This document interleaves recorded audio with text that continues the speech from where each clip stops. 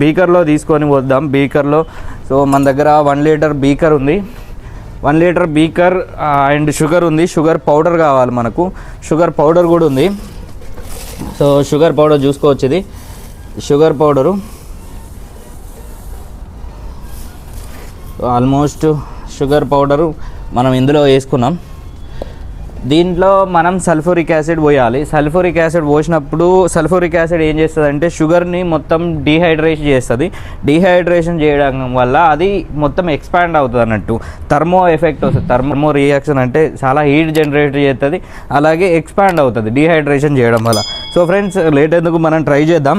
Friends మీరు మాత్రం ఇంట్లో ట్రై చేయకండి, మనం దీంట్లో పోసి ట్రై చేద్దాం. మీరైతే అసలు ఇంట్లో ట్రై చేయకండి.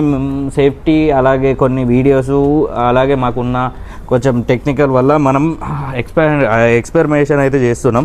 సో ఫ్రెండ్స్ మీరు మాత్రం ఇంట్లో